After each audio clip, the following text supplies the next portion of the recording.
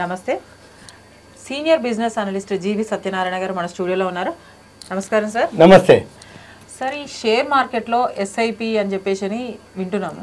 మరి ఎస్ఐపి అంటే ఏంటి, దాంతో యూజర్స్ ఏంటి? ఓకే, జనరల్గా ఎవరైతే కొత్తగా ఎంటర్ అవుతారో షేర్ మార్కెట్లో లెర్నర్స్, బిగినర్స్, వాళ్ళందరికీ ఎక్కువ శాతం చెప్పేది ఎవరైనా కానీ, ఇగో నువ్వు కొత్తగా దిగుతున్నావు బాబు, ఎస్ఐపి చేసుకో అని అంటాడు. ఎస్ఐపి అనగానే ఏంటిది అంటాడు, సిస్టమేటిక్ ఇన్వెస్ట్మెంట్ ప్లాన్. పేరులోనే ఉంది, సిస్టమేటిక్గా ఒక క్రమ పద్ధతిలో ఇన్వెస్ట్మెంటు ప్లాన్ అంటే ఒక ప్రణాళిక. నెలకు 500, 1000, 2000, 5000, 10,000 ఎంతన్నా మీరు ఇన్వెస్ట్ చేయొచ్చు, కానీ ఒక క్రమ పద్ధతిలో సిస్టమేటిక్గా. జనరల్గా ఒకప్పుడు చిట్ ఫండ్ ఉండేది, చిట్లు అంటాం ఊళ్ళల్లో కానీ ఎక్కడన్నా. అనగానే ఏదైనా పైసలు అవసరం అని అనుకో, అరే నువ్వు ముందైతే ఒక చిట్ వేసుకో, 1,00,000ది, 1,00,000కో 50,000కో 2,00,000 చిట్ వేసుకోరా, నెలకు 5,000, 10,000 ఒక 20 నెలలో 30 నెలలో కట్టు, నువ్వు కావాలనుకుంటే ఎత్తుకోవచ్చు, లేదు లాస్ట్ దాకుంటే నీకు పెద్ద మొత్తం వస్తుంది, ఏదైనా దేనికన్నా ఉపయోగపడతాయి అని అంటాడు ఊళ్ళల్లో అట్లా. ఇక తర్వాత రియల్ ఎస్టేట్లో కూడా చిట్లు కాదు, రియల్ ఎస్టేట్లో కూడా ఇన్స్టాల్మెంట్లు అంటాం.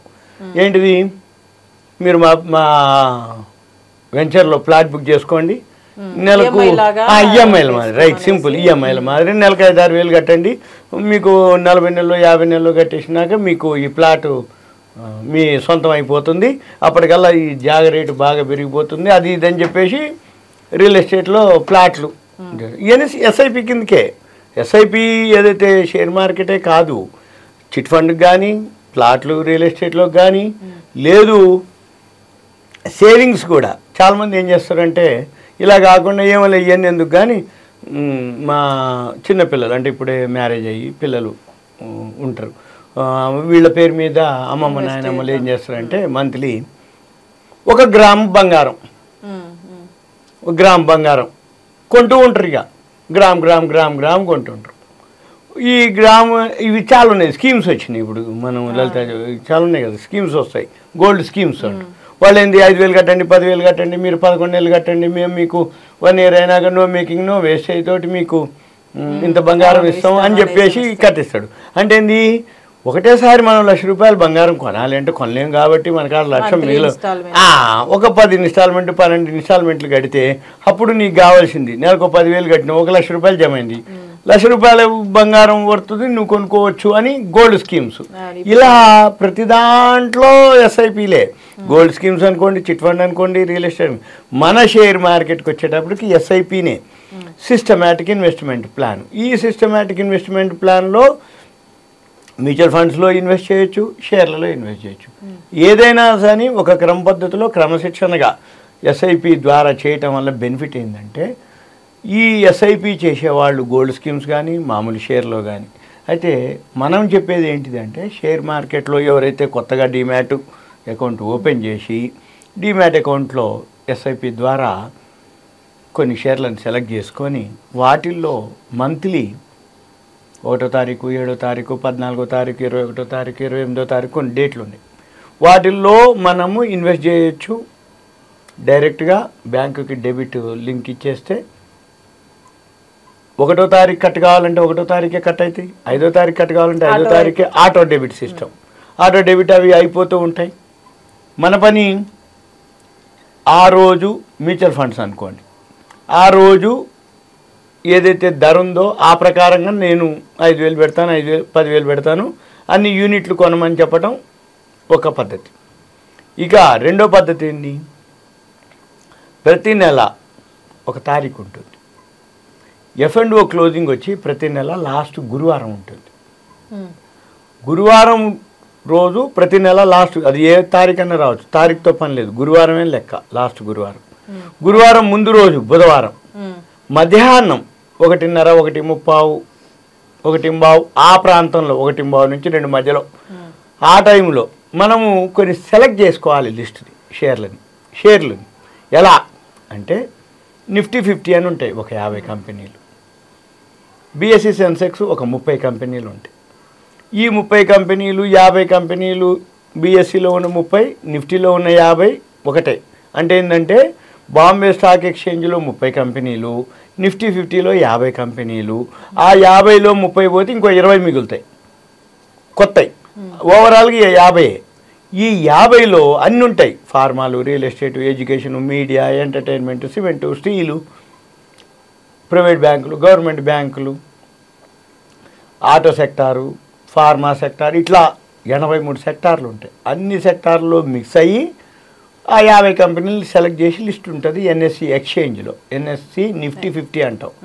మనం ఏం చేయాలి, ఎవరైతే ఎస్ఐపి చేద్దామనుకుంటారో అందులో ఉదాహరణకి ఎల్ఎన్టీ, ఏ మెట్రో కట్టాలన్నా ఎల్ఎన్టీ మెట్రోడే ఆర్డర్ చేయాలి. తర్వాత ఫార్మాలు, డాక్టర్ రెడ్డిస్ అని, సిప్లా, సన్ ఫార్మా, ఇవన్నీ ఫార్మా కంపెనీలు.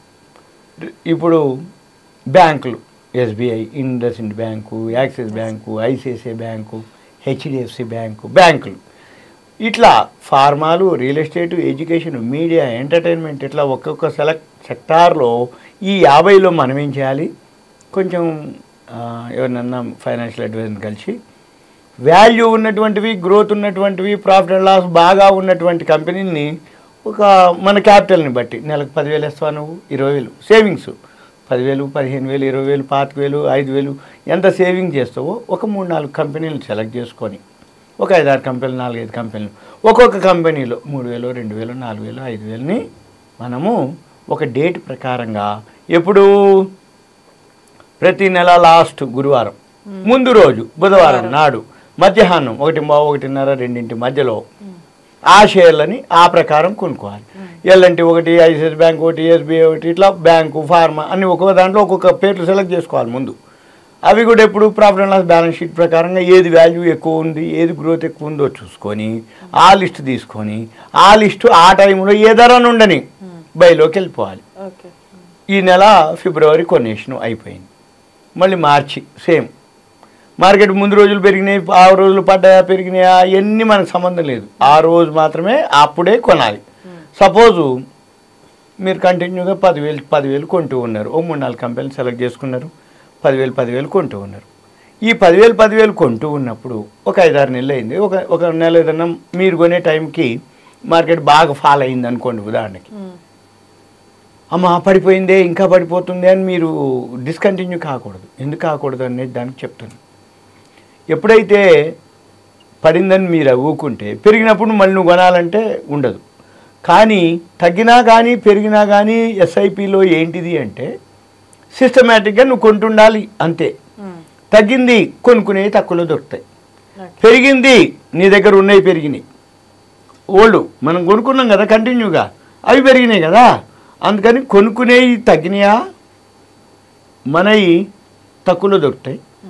ఒకవేళ కొనుక్కునేది పెరిగింది, అమ్మ పెరిగిపోయింది నేను అంతకుముందు తక్కువలో కొనుక్కున్నా అనుకోకర్లే, ఎందుకు మన దగ్గర ఉన్నాయి పెరిగినాయి కదా. ఓవరాల్గా ఏమవుతుంది, మీరు ప్రతి నెల కంటిన్యూటీలో ఉంటే పెరిగినా తగ్గినా ఒక యావరేజ్ అవుతుంది.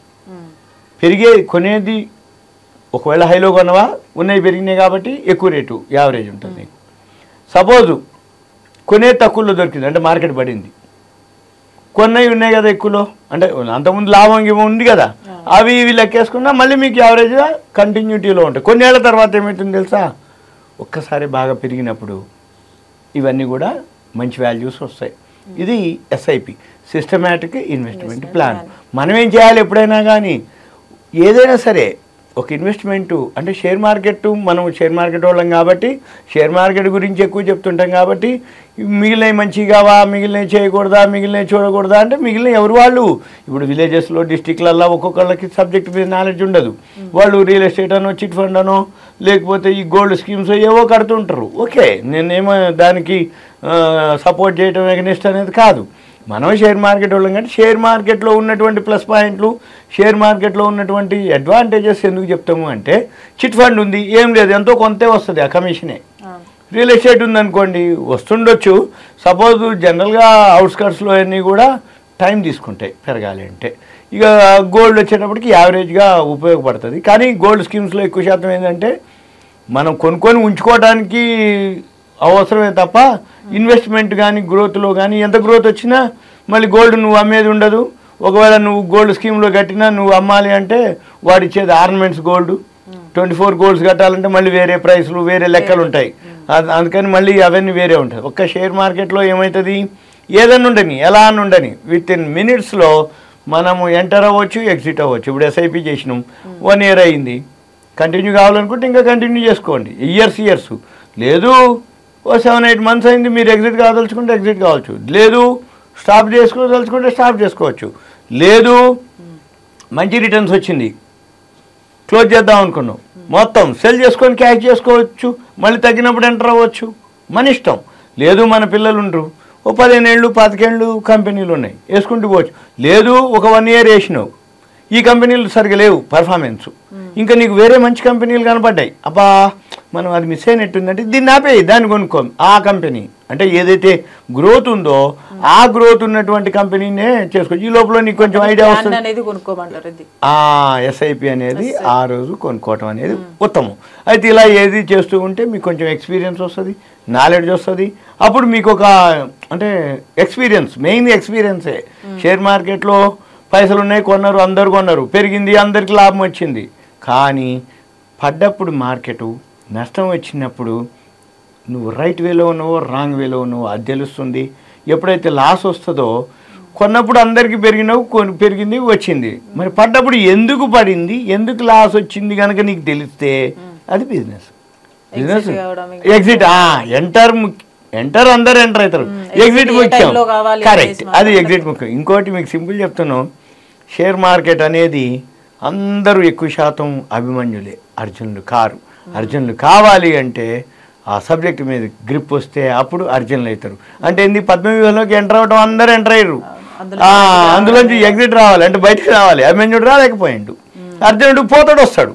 అంటే ఏంది, అందుకనే ఆయన పద్మవ్యూహం అర్జునుడు ఎందుకంటారు అంటే ఎంటర్ తెలుసు, ఎగ్జిట్ తెలుసు. షేర్ మార్కెట్లో పైసలు ఉన్నాయి, మీ డిమ్యాట్ అకౌంట్ ఓపెన్ చేశారు, నేను కొనుక్కుంటా, వాడు కొనుక్కుంటూ, మా వాడు కొనుక్కోండు అని కొంటావు, ఎంటర్ అనమాట.